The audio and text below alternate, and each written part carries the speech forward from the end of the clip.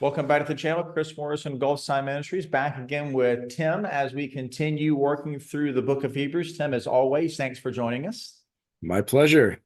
I hope that today will be, I don't want to say, I'm thinking about last week. Last time we got together, we did the big emphasis, Hebrews 6, 4 through 6. That was a really heavy, and that was fun. But sometimes it's just fun to kind of get past all that and see what the text goes. So whatever I hope that is, you can interpret or decide. All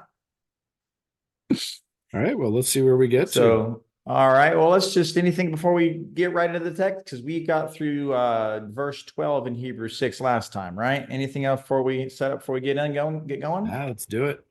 All right. So getting right into Hebrews 6, getting down here to we finished verse 12 about not being sluggish, imitating those who through faith and patience inherit the promises. And here we are in verse 13. So take it away, sir.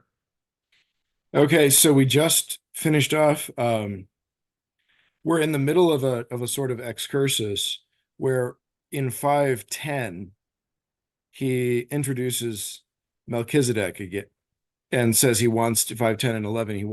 He's got a lot to say about Melchizedek, but it's going to be hard to explain. And he doesn't really get back to that until 7:1. So we're in the middle of his explanation of why this is going to be hard to explain, right, and how he's going to move on and explain it.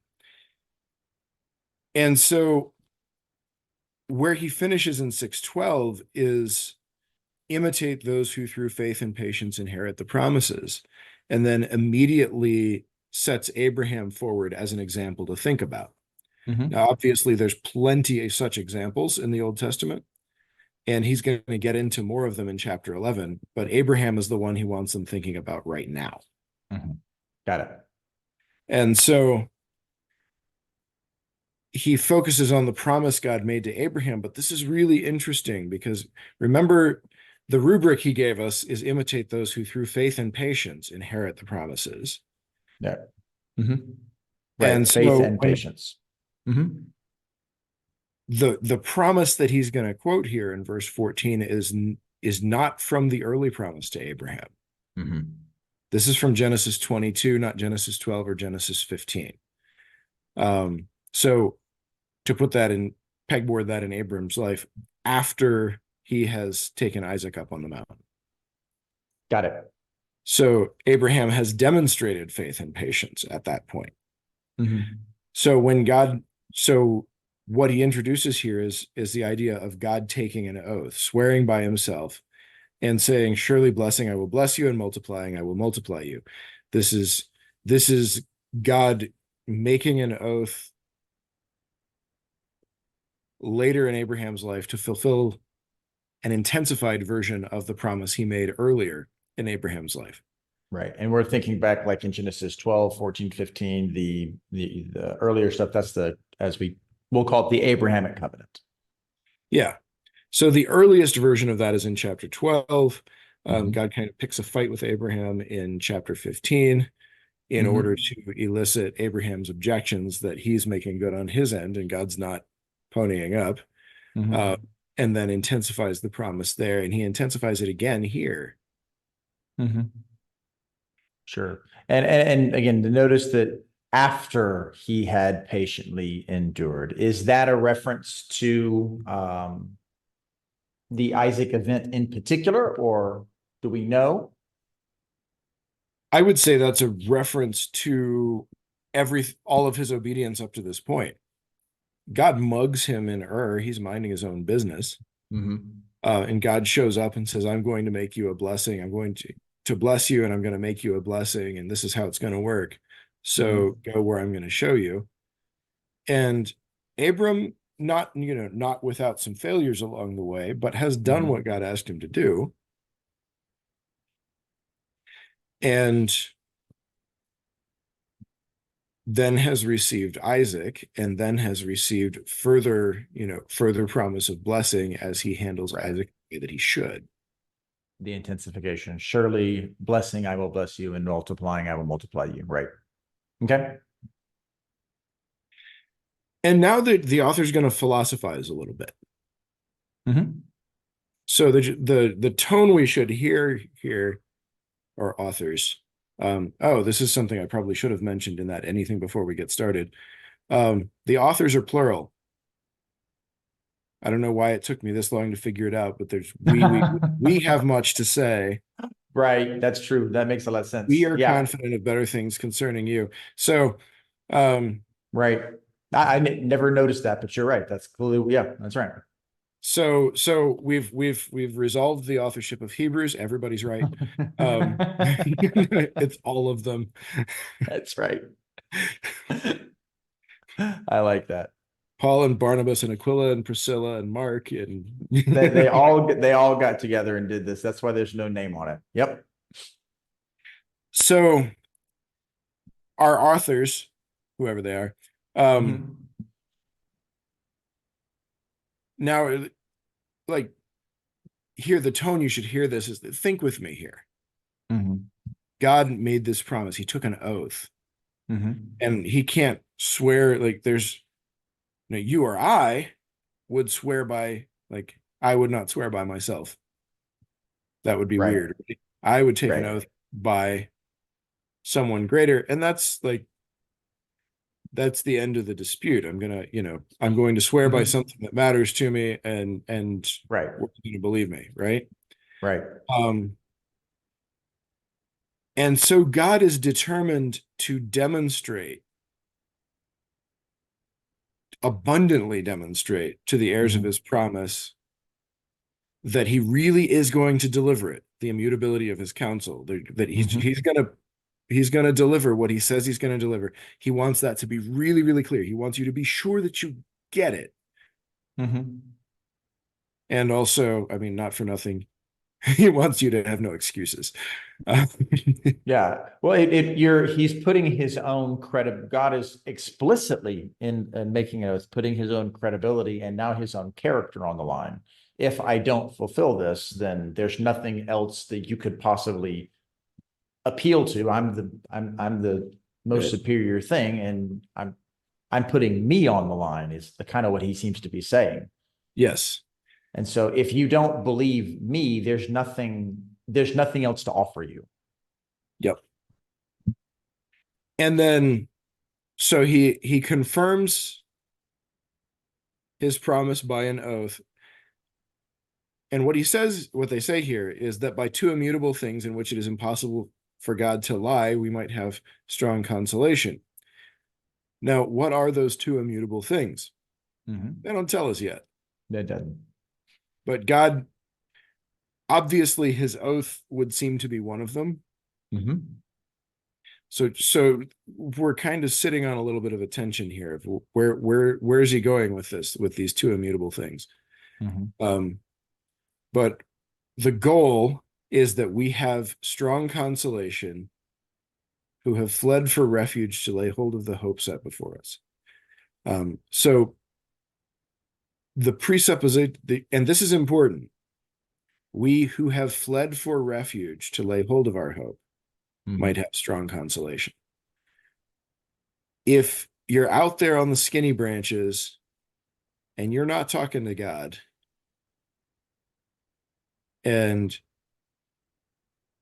you're like, you are not fleeing for refuge to God, Right. I don't know what to tell you. Yeah. But if you're fleeing for refuge to God, strong consolation is available. Well, and that's really well consistent with a lot of a lot of the Old Testament. I mean, how many Psalms of lament are there? God is my rock, God is my refuge. That's very consistent. And now, I guess like, we don't want to get too far afield here, but if remember our larger context about Jewish people and they're thinking those terms, well, they're being asked not to leave Christ.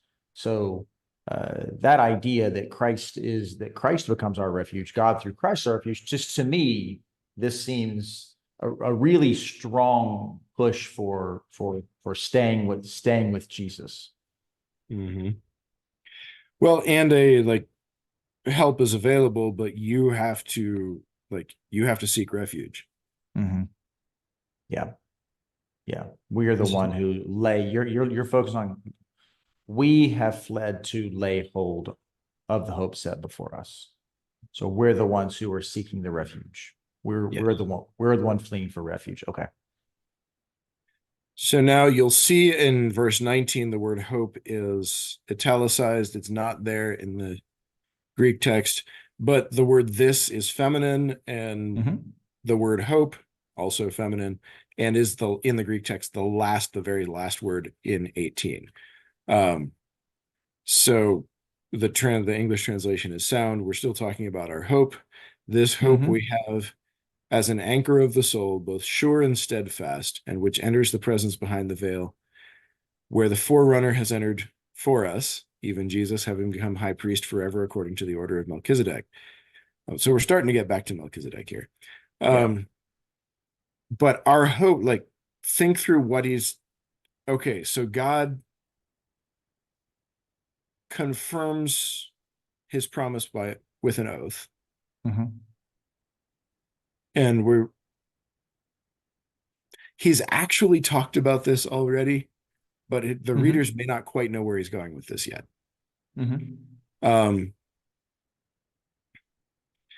and he's going to call back to it. But what he wants them to know now is strong consolation is available. And the hope that we have is our anchor for our souls. So when you're being tossed, when you're on the stormy sea, it's your Mm-hmm. hope that holds you. Now, what is this hope? Our hope goes behind the veil, Yeah. where the forerunner has entered for us, Jesus. So Jesus is only our forerunner if we also go there. Mm-hmm. So our hope goes behind the veil. And remember, we're talking to people who intimately understand, like understand Leviticus, understand Right. the structure of the tabernacle and the temple. It And might be useful because some of our listeners might not be as aware. Can you just do a quick excursus on the structure of the temple and the increasing sense of holiness? Can you touch on that real quick? okay, so as we walk into, he's mostly going to use the tabernacle here.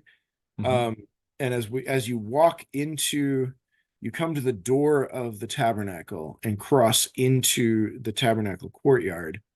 Um, you're already standing in a place where I don't think Gentiles are allowed to go. Um, and then there's the altar, the bronze altar. Mm-hmm. Now, for most worshipers, this is as far as you're ever going to come. Um, and this is the place where you bring when you're making an offering, you bring your sheep or your turtle dove or whatever, you lay your hands on it, and then the Levites will cut its throat and the priests will lay it out on the altar. Right. That's as far as you go. Mm-hmm. Now, the next piece of furniture, a little further into the courtyard, is the laver where the priests will wash before they go into the holy place. So some of the blood from your offering is going to go into the holy place. Mm-hmm. Now that's a covered tent. It's not open air. And once you pass the laver, you go into the holy place. No one but the priests go in there. Mm-hmm. And inside the holy place, you have a table of the bread of God's presence, which is a special bread made that, again, most worshipers you will never eat. Right. It's laid out before God for a certain period of time, and then it's taken, and the priests can eat it, but you can't have it. Right. Uh, and it's specially made with incense and like that. Mm-hmm. I'm honestly not sure how good that would be. Have frankincense in your bread. Um, there's the golden lampstand, which provides light for that room, and a Mm-hmm. big set of lamps. And then there's the altar of incense, where the priests offer incense that rises up in Mm-hmm. the presence of God. Those three pieces of furniture. Now that's half of the tent. Mm-hmm. And then past that is the veil. Mm-hmm. And on the other side of the veil is the Holy of Holies, which is a perfect cube. It's the other half of the tent. Um, and it has the Ark of the Covenant in it. Mm-hmm. So that's got the covering cherubim and the very presence of God.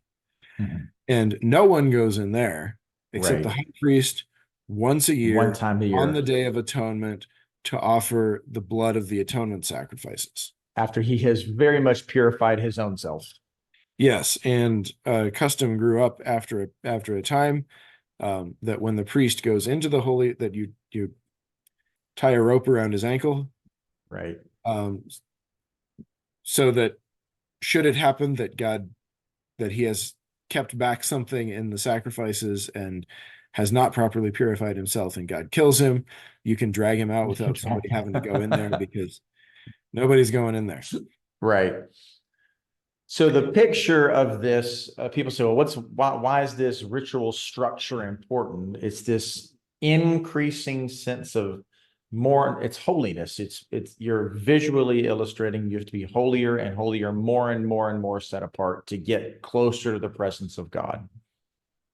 Yes. So all the way through the Old Testament, what God says is, I want you to come near, but only so close. Yeah, You get too close, I'll kill you. right. Um, you can't live closer than this. Mhm. And so, in that context, like this is why the tearing of the veil matters in the crucifixion of Jesus. Jesus Mhm. dies, and the veil is torn from top to bottom. How do we know that? Only the priests were ever in there. Um, well, a bunch of the priests later on in Acts become obedient to the faith. So Right. the people who Yeah. wrote the Gospels found out, like maybe nobody outside the priesthood knew that day, but Mhm. we found out. So it's God's way of saying now my presence is available to Yeah, you all. And so in light of that, so we have this anchor of hope, and that hope goes behind the veil. That the idea is that you're saying that we have this hope of being in the very presence of God in a way that prior to only the high priest could.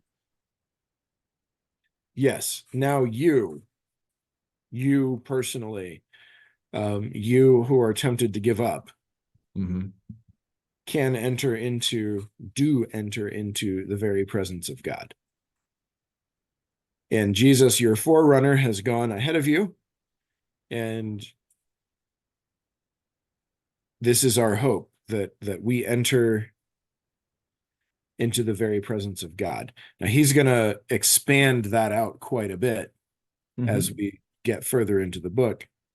I keep saying they are going to expand that out quite a bit Mhm. as we get further into the book. But we reintroduce now Jesus, the priest forever, according to the order of Melchizedek. And now he's finally going to come back to what he wanted to talk about in chapter 5. Having set all that up, and I think that typology of course, the fact that it's Melchizedek rather than a Levitical priest, he's going to talk about why that's important. But that priestly function of getting us close to God, Jesus is the one who gets us close to God. That has always in this book, these few verses are what resonate mostly with me. I Mm. don't want to personally go too far off of on a rabbit trail, but just in terms of a personal application, whatever this doesn't mean for you. In my former theological days, when I held to a different take on the gospel, I was always terribly concerned about whether I was good enough. I was always terribly concerned about whether or not my faith was genuine and if I had done enough stuff to prove it was real.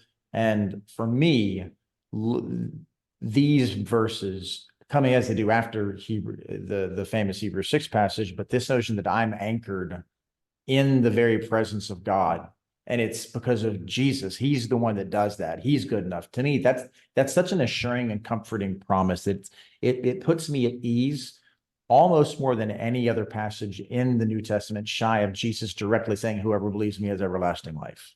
Because I'm anchored to him, and that's where he is.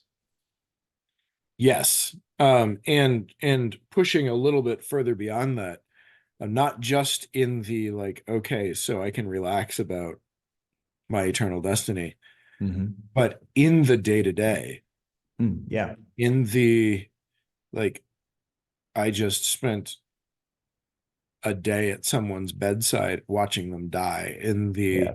I just heard a horrific story from a client about, this thing that happened to them. I just in the I'm now in a position to tell a horrific story because the thing just happened to me.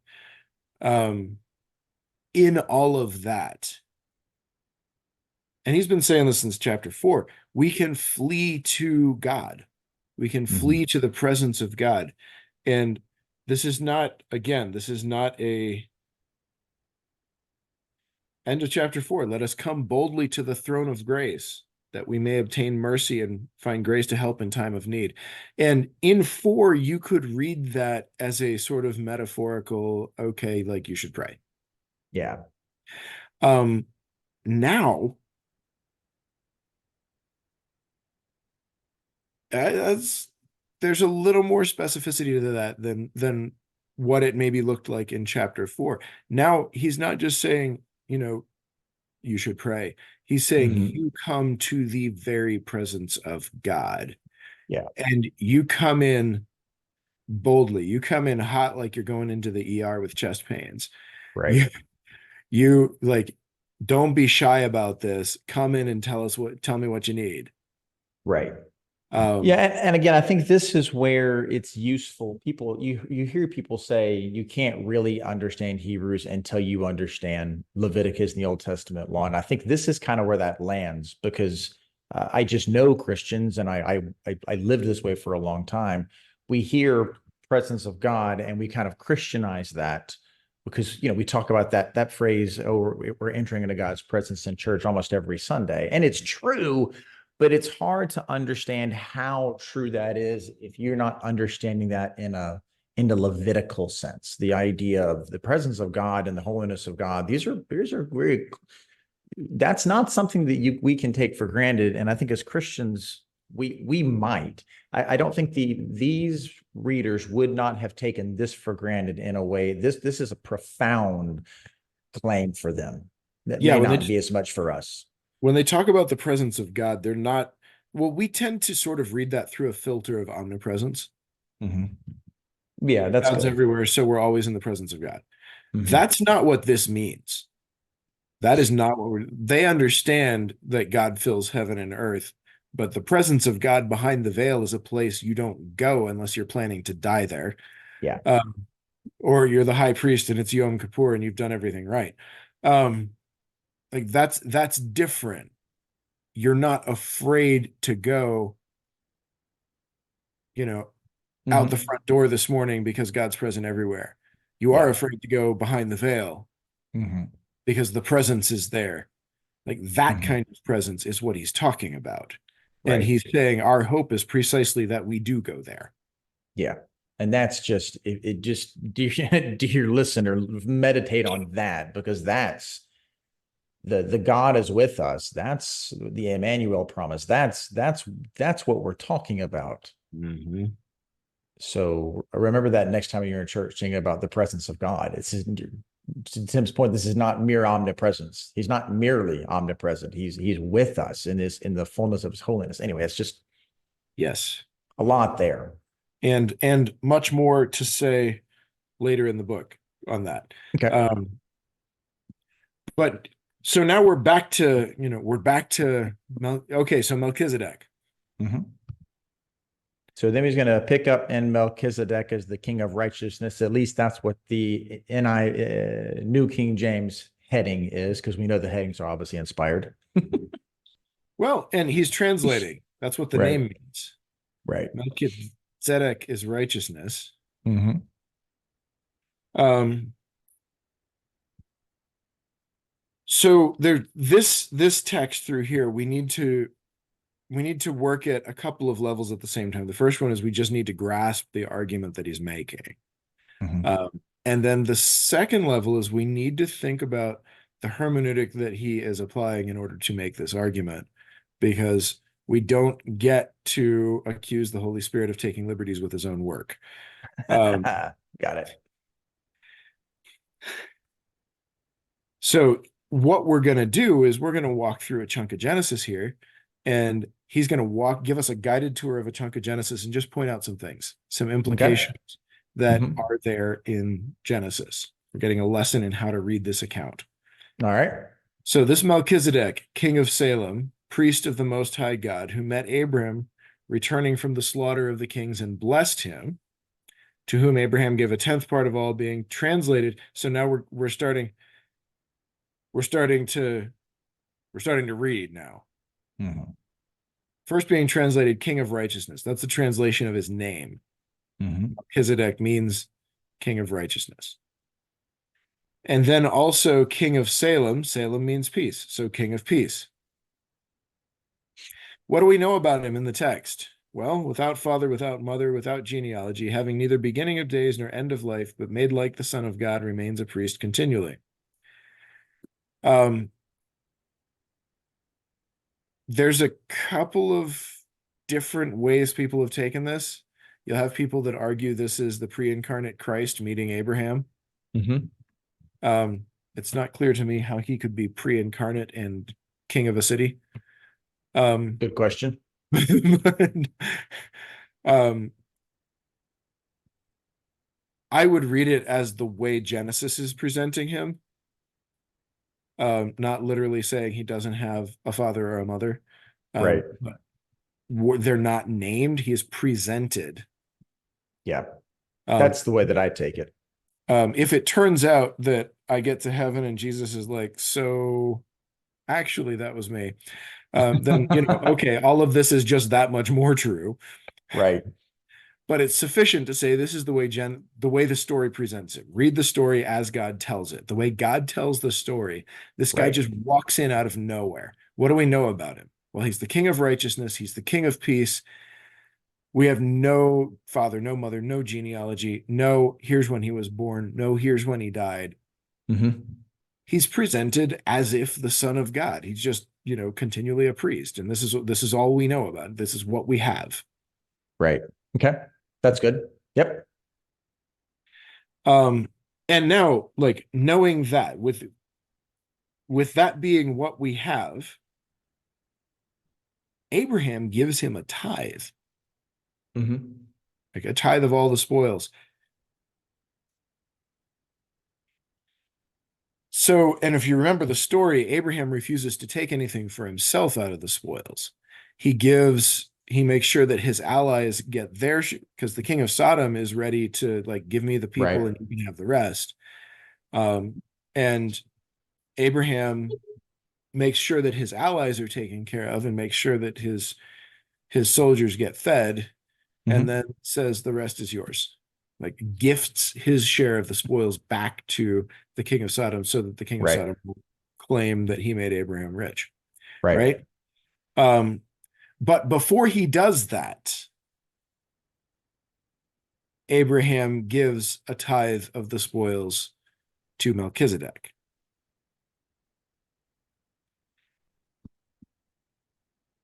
And so now we're going to philosophize a little bit again. Mhm. Let's think about this. What's it mean that Abraham tithed to Melchizedek? Well, the sons of Levi are the Levitical priests, right? And Mhm. they receive tithes from the people according to the law, right? Mhm. Now, Yep. all of the people who are paying that tithe and the Levites themselves all come from the loins of Abraham, Mhm.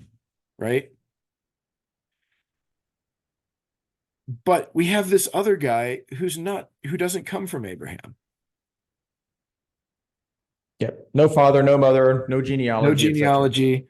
He's a He's king, just king this of peace. walk-on character. He's not connected to Abraham. But he is a king of peace and a king of righteousness, made like the Son of God, and Yes. and a priest in his own right. And Abraham tithes to him. He receives a tithe from Abraham and then blesses Abraham, greets him with, go back into the text, greets him with bread and wine Mm. Mm. and Yeah. blesses him. Run with that. Yeah. Hang on to that. That's going to be important later. Um, Hmm. So, and Abraham's the one who has all of these intense promises from God confirmed with an oath, right? Mm-hmm. Yeah, yeah. How come why isn't Abraham the one blessing the king of Salem? Why is Right. the king of Salem the one blessing? Why isn't Abraham receiving the tithe? I mean, just a moment ago, it was the king of Sodom offering to give Abraham everything, and Abraham's like, "Oh, Everything. no, no, and now here, and Abraham's like, "But I'm going to give it to this king over here. What's that about?" Yeah. So now let's think about this. Beyond all contradiction, the lesser is blessed by the greater. Like you, okay. So under the Levitical covenant, you have ordinary mortal men, sons of Levi, with a genealogy. We know where they come from, receiving tithes. But there we have this guy who is made like the Son of God, no birth, no death, receiving the tithes. Mm-hmm. And the clincher, the really, really lovely bit, even Levi, who receives the tithes, paid tithes through Abraham, so to speak, because he's still in the loins of his father when Melchizedek met him. We're back before the slaughter of kings there. We're back Yep. before Isaac is conceived. Mm-hmm. So Abraham is greater than Isaac. Isaac is greater than Jacob. Jacob is greater than Levi. And so Levi, through Abraham, pays tithes to Melchizedek, who blesses Abraham in return, and therefore, down the line, Levi. Right. Melchizedek is greater. Then both Abraham and by extension, therefore, greater than Levi. Greater than Levi, and therefore greater than Aaron, greater than every high priest who has ever gone behind the veil. That has to be such a scandalous thing for a first century Jewish reader.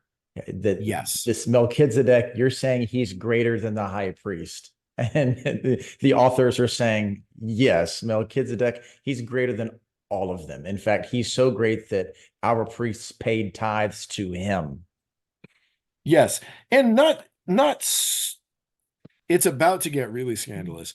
Not okay, so that's not super scandalous in itself because Melchizedek has been safely dead for a couple thousand years. Or, Sure. like Abraham paid a tithe to him way back when, right? What's that got to do with us? Well, this is where it's going to get scandalous. Um, Jesus is a priest, and he's already introduced this back in chapter 5. Jesus is a priest forever according to the order of Melchizedek. Right. So now so he's We already can said see where that. this is going very Yes, quickly. he's already said that, and now he's saying, and this Melchizedek is greater than anybody who's ever served in Moses' tabernacle, Solomon's temple, the second temple. No one has ever served before the ark in the temple or the tabernacle who is greater than Melchizedek. Melchizedek's greater than all of them. And Mhm. Jesus is a priest after the order of Melchizedek. Where do you think this is going? Right. Oh, and he's our forerunner, and our hope enters behind the veil. Like we go where he goes, Right. and he's greater. Like, Yeah. Our priest, i.e., Jesus, is better than their priest, i.e., the high priest. yes, which is already pretty great, but also he's our forerunner, Right. which means it's not He just like, anchors us behind the veil. He didn't just go yes, on the veil for us and then come back to us. He's he goes anchoring with, us back there. he takes Ah, us. Um, so it's not just my high priest can beat up your high priest. That would be pretty great already. right. It's my high priest can beat up your high priest, and he doesn't just go by himself, he's taking me with him. Listen, if this was 2 years ago, being down in Florida, there'd be a great time to make a Tom Brady joke. My quarterback will beat your quarterback, but now I'm outdated. I think I need to make a Patrick Mahomes joke, and then next year that joke will be outdated. Yep. Sorry, everybody.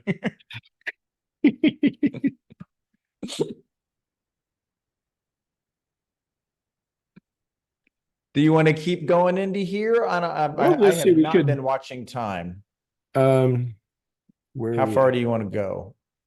Because we're right in the middle of an argument. Yeah. Let's see, let's go to 19 and let's see where we are. Yeah. Because I mean, therefore, I mean, we're picking up. Yep. So that's given all this, it just begs to be said. I mean, we've already been hinting at it. So so how does he land this plane? So how he lands this plane is, remember that promise, you're a priest forever after the order of Melchizedek, Mm-hmm. is out of the Psalms. We're talking Psalm Right. 110 stuff, right? That's going to be important. Which was So, messianic in its own right. which is messianic. Mm-hmm. But also, like, we're not, like, that's something that's already on the table long before Jesus shows up. Mm-hmm. So if everything we need we get through the Levitical priesthood, then what's this you're a priest forever after the order of Melchizedek business? Mm-hmm. What's that about? Why would we need a priest after the order of Melchizedek if the Levitical priesthood takes care of everything? Mm-hmm. By the way, this if perfection was through the Levitical priesthood is the same let us go on to perfection from 6:1, Mm. which is the same as um, the maturity of same word group as the maturity of Mm-hmm. 5:14. Solid food belongs to those who are mature. Mature. Therefore, leaving behind the elementary principles, let us go on Nice. to maturity. Therefore, if maturity slash perfection, same word, were by the Levitical priesthood,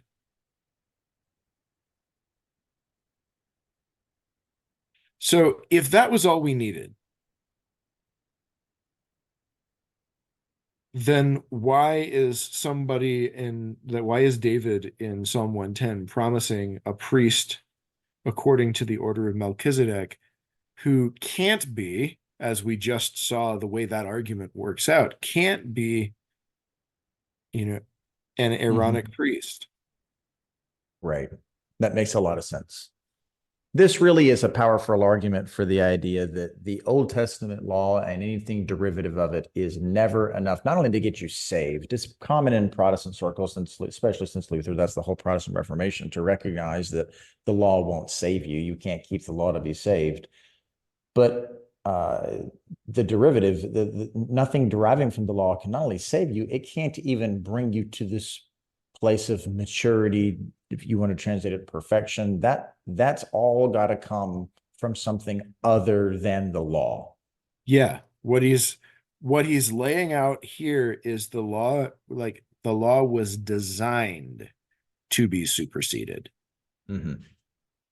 It was, if we're going to take the law seriously on its own terms, it was never meant to last forever. Right. So you really And could pause and do a theological excursus here on this is yet another reason Christians today can't live under the law. yes, If it you're was, attempting to live under the law, then you are in the spirit of the condemnation of Hebrews in some sense. That might be a bit strong, but that seems to me what's going on. I'd say it's a valid application. Um, so what need is there for this? If the Levitical priesthood is the be all and end all, then obviously we don't need any of that. But Yeah. here we now when the priesthood is being changed, when we're being promised a priest after this older and superior order, um, that also changes the law, Mhm. because this priest, Jesus, the priest after the order of Melchizedek, is from the tribe of Judah. He Mhm. cannot go behind the veil under the law. Nobody except a descendant of Aaron goes behind the veil, and all the Aarons of the tribe of Levi. He can't, under the law of Moses, he cannot officiate. Jesus cannot officiate at the altar. Right. So if we're changing the priesthood, we're also, like, the whole law is bound up in that. That makes sense. That clarifies that. Excellent.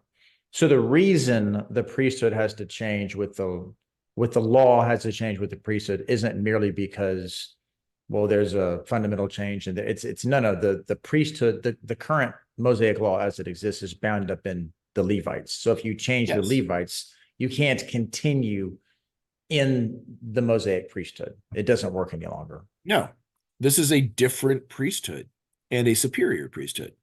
Right. And like all of the instructions about how to function as a priest in Leviticus are for the descendants of Aaron. That's got nothing to do with this. Right. Yet So another reason that Christians should be careful when they read Leviticus. And listen, I believe sometimes in dispensational camps I talked to this before, atomize the text and try to ignore application. There's good theology and application for us in Leviticus, but we need to be careful not to go to Leviticus for certain kinds of spiritual. This it's because it's not for us. We're not Levitical priests. We're priests, we are but priests, and not of a Levitical type. yeah, there are lessons to learn about priesthood in the Old Testament and in Leviticus. And some of those, he's going to cash out some of those lessons here. Mm-hmm. Because part of what's happening in the law is we're being taught how to think about priesthood. But Jesus can't literally be a Levitical priest. Right. And Because he hence, was if we're in born. Christ, we can't be either. Yes. And he's come. Now, this is, remember, he said Melchizedek is presented in the text having neither beginning of days nor end of life. We don't know when he's born. We don't know when he dies. He's just kind of there as a priest continually. And that's what we see. Right. So now Jesus, fulfilling that likeness of Melchizedek, comes not according to the power of a fleshly commandment, a commandment that was always destined to die, a priesthood that was through which perfection could never come, but according to the power of an endless life. Mm-hmm. And we're not just saying this because Jesus rose from the dead. That would be sufficient, but he's going to go all the way back into the Psalms again. You are a priest forever after the order of Melchizedek. Yeah. So the promise from the Psalms, 900 years before Jesus ever walked the earth, was that some priest was going to arise, not through Aaron, but after Melchizedek, whatever that means in the Psalm. And it's going to last forever. Yeah. That priesthood lasts forever.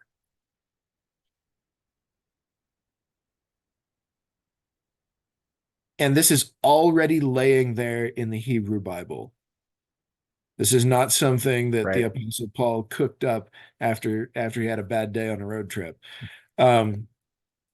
This is you could theoretically ignore the New Testament and you can just read the Psalms, just this Psalm and a good study of the Torah, and you can conclude the Levitical priesthood will be superseded by the Messiah when he comes. Yes, the question of whether Jesus is that Messiah would be perhaps an open question still. Sure. But you cannot conclude the Levitical priesthood is intended to last forever. Right. It's going to be superseded, and this is how. And so then the commentary here, for on the one hand, there's an annulling of the former commandment because of its weakness and unprofitableness. For the law made nothing perfect. On the other hand, there's a bringing in of a better hope through which we draw near to God. See, that ties the other thing. Go ahead, because that ties together several things we've been saying today. Yeah, so the law was always meant to be superseded, and now it has been. It couldn't make anything perfect, and he's going to have more to say about that later too. But God's not just taking that, and this is really important for a Jewish audience. God's not just taking that away. He is fulfilling it, then setting it aside for something to make room for something better, through which we draw near to God. Now, you always drew near to God by way of the law, but you could only come to the altar. That's as far as you ever get. Right. You don't get to go behind the veil. And now we are given something better. Jesus goes behind the veil and he takes us with him Mhm. behind the veil. We go, so the law, you can't do that under the law. You don't dare. We do. Yeah, the law doesn't make anyone perfect. The law doesn't make anyone mature. Jesus does that. The law only gets you so close to God. Jesus gets you as close as you can get to God because Jesus, the Son, is God, which would be a further theological reflection. Mm-hmm. And because he earned it. Yeah. He earned the right to go. And when he had by himself purged our sins, going back earlier, sat down at the right hand of the majesty on high. Right? So if he sits at the right hand of God, where does God sit? Well, on the mercy seat, Right. behind the veil.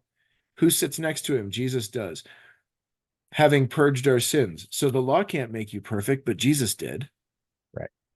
And he's our forerunner sitting back there behind the veil. What are you waiting for? So the reason you can come boldly to the throne of grace, to that throne where God sits, is because your sins are already taken care of. Mhm. Like you wouldn't dare go back there Right. under the law. Your sins weren't that purged. No, they were covered for a year. And then the Yom Kippur sacrifice had to be offered again the next year. And you couldn't go any further or you die. Yeah. And now the hope that anchors you in the middle of the persecution, in the middle of the trouble, in the middle of the difficulty, is that you go all the way into the very presence of God. Now, let's talk about this pastorally for a second. There's obviously more to say. There's 13 chapters here. So we're going to have to stop somewhere. But let's talk about this pastorally just based on what we have. Yep. This doesn't help at all unless there's some kind of tangible experience of it. Mm. Yep. If this is just an arrangement of mental furniture, like so here come the temple guards and they're going to drag you out and whip you and kick you out of the synagogue and take all your stuff and you're going to be begging in the streets.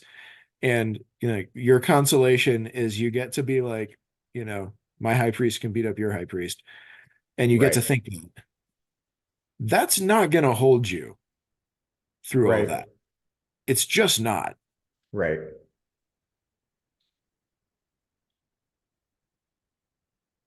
Unless you are able to experience this sort of presence of God in some way, none of this helps at all. Right. Right. Yeah, the analogy that pops in my mind, as silly as it is, I, silly Facebook and social media arguments over which superhero versus battles can beat up. Can Superman take out Goku? Can the Hulk take out Spider-Man? And people, they get really passionate about these and they do research and they do powers. I mean, there are people who get into this hobby. It's kind of funny, right? And then at the end, you're like, but it doesn't, it's they're entirely fictional characters, and all you're doing is I will totally grant that it is entertaining because fiction is entertaining and the world building is interesting, but it does nothing for you in the real world. So if all what I'm hearing by analogy, if all this is we're imagining this Levitical priestly system, whatever value it has, and then he's proposing this Melchizedekian priestly system of which Jesus, but this is all just, to use your language, mental furniture. This is just a mental game we're playing. We're putting thoughts in order. That doesn't actually it's interesting and entertaining. And for people like theology, it's a good theology puzzle, but what does that do for me?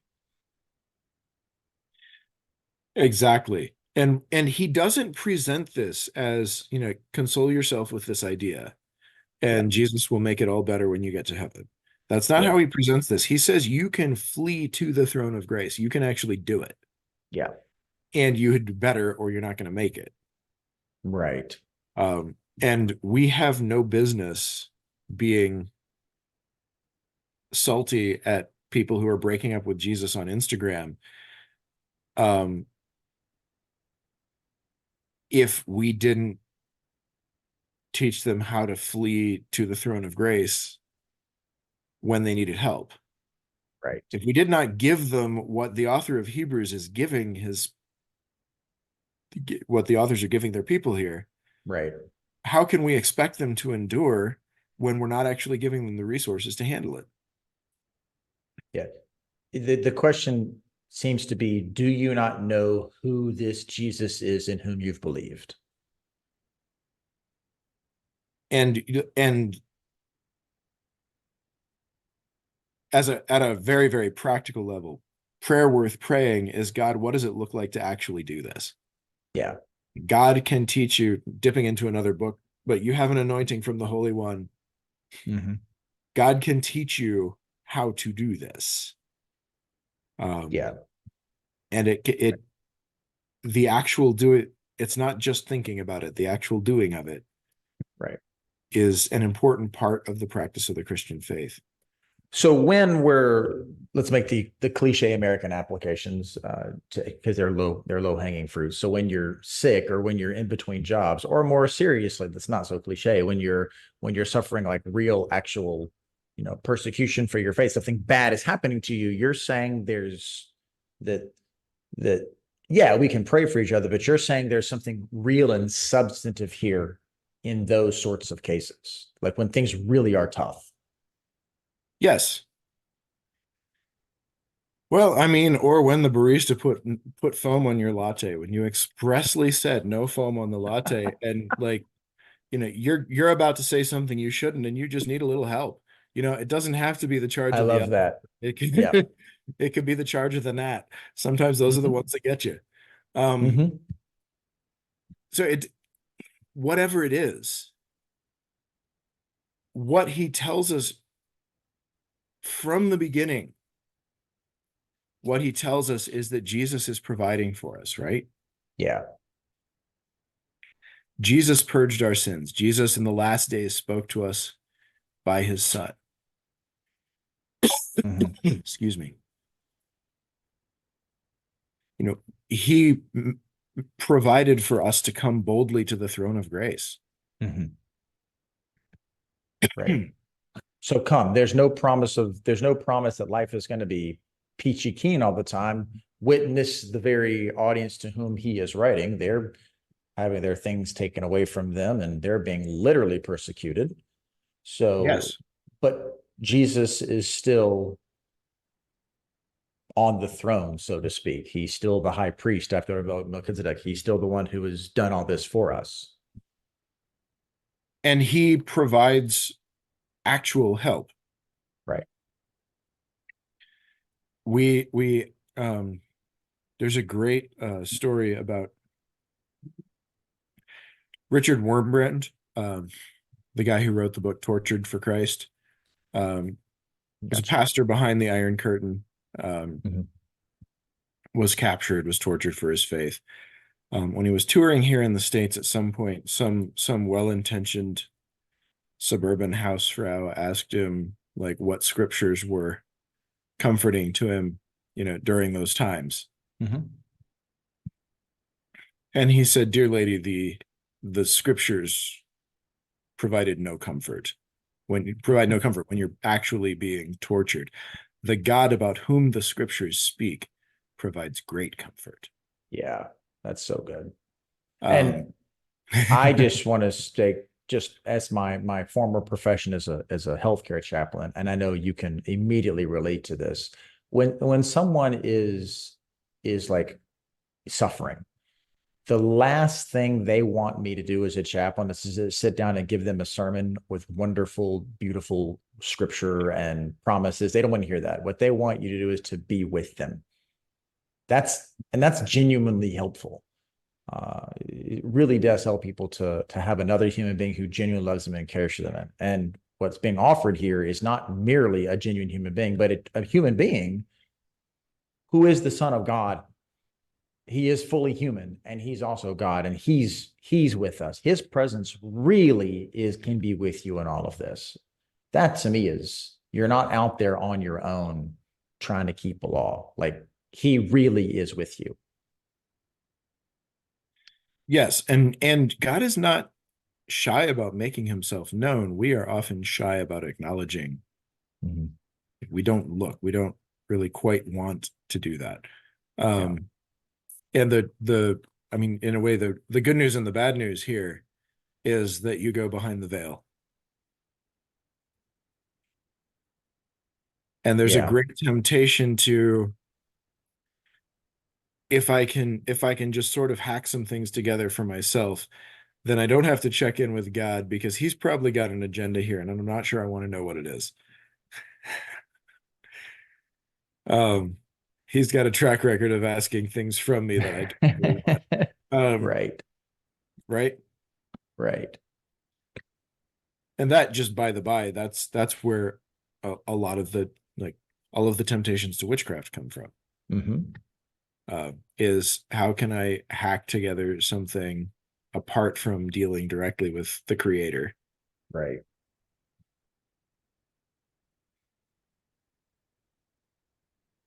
But God, and this is the kind of thing where I get into trouble for this, but I have not stopped saying it. Um, is, Christianity is either mystical or it's crap. Yeah.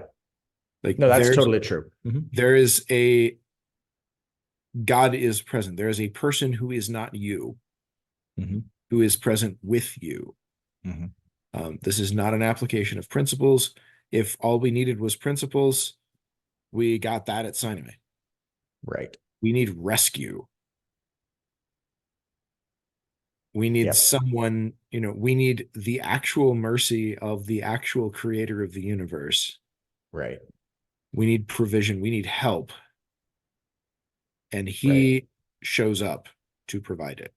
We need taste and see the Lord is good for the Mhm. important part to be taste and see, not just believe that the Lord is good out there in the abstract somewhere. No, like, if you taste, you actually taste. If you see, you actually see. So I'm tasting the goodness of God. I'm seeing the goodness of God. That there's a realness, because it's real. It's not Yeah. just this intellectual thing that we hold to, a rearranging of the mental furniture. Yeah, Christian philosophy is awesome. Yeah, I do a lot of it. I like It's a it. great way to think about the world. Mhm. It has a massive advantage in that it's, true. Um, but Mhm. if I trip and fall and break my ankle, Right, knowing all right, the anatomy in the world doesn't really help. right, I need somebody to set the bone. right, right. Yeah, you don't need a medical lecture. You need a medical doctor who's actually going to heal you at that Yes, point. Yeah. exactly. And we do not like to believe that we are that much in need, but we are. No, there is an intellectual streak in Christianity, and certainly in well, every tradition has their intellectual streaks in them, and some of it is there's a reaction to the intellectualism which becomes overly emotional, and sometimes the reaction to the overly emotional creates an overly intellectual counter reaction. Mm-hmm. What I'm hearing you call for is balance. Eh, As we've been, I think, seriously thinking through Hebrews. You're not calling us to stop thinking, but you're calling us to go beyond. Okay, now that reason has taken as far as we can go, we need to step forward and say we have reasonably been called to step out in faith and experience God. Yeah, and this is like, I mean, I was 9 years a seminary professor. I still teach Greek exegesis. These days, you gotta show up and help feed homeless folks, and then we have class after we sweep up. Yeah. But I I'm not trying to get out of the intellectual heavy lifting. What I am saying is that if we engage with the text seriously and do that heavy lifting, the Right. text itself will tell us that that's not all there is to it. Well, if I can put it intellectually, into the intellectual understanding of the faith may be necessary. It may not even be that, but it's not sufficient.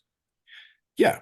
Well, in the same way that the author of Hebrews just walked us through, like, if we take if the Torah seriously, Yeah. the Torah itself teaches us that the law of Moses was never meant to be the be all and end all, right? Right. If we take the book of Hebrews seriously, the book of Hebrews does not say these are the things you need to know. There, now you know them. The book of Mhm. Hebrews says flee to Jesus to get help. Yeah. Yeah.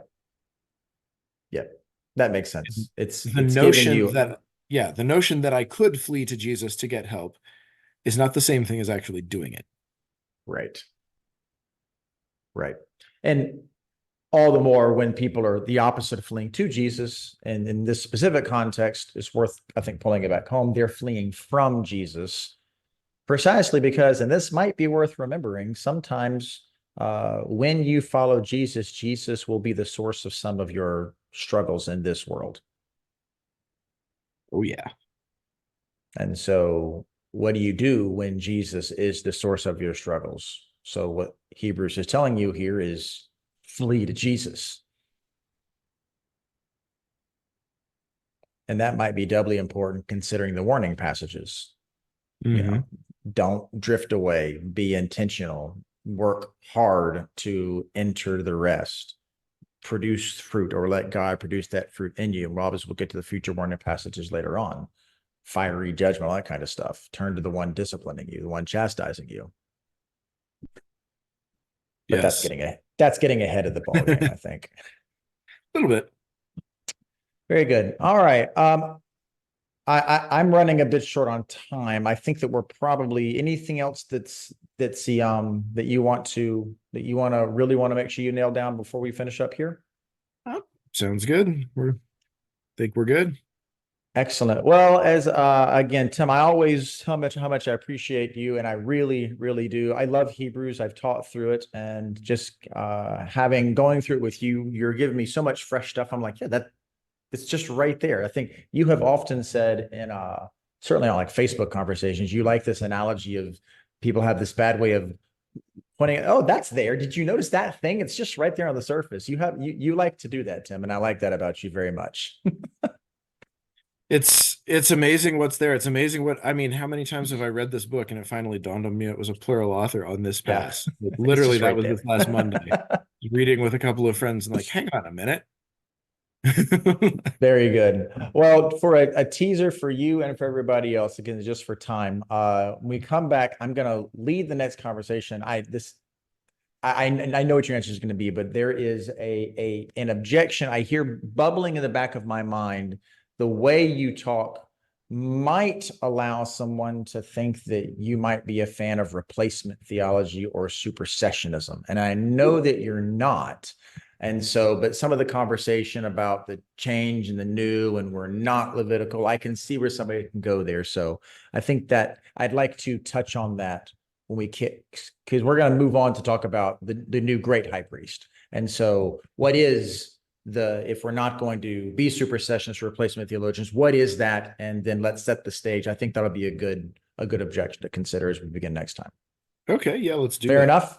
All right. Sounds Well, in good. that case, Tim, as I often say, and just no coffee today. I've not had any coffee today. God forgive me, or at least help me. I got to flee to Jesus for some help and maybe flee to the coffee machine. But as I always say, may God richly bless you, brother. Thanks. Yeah, man. Bye. Right.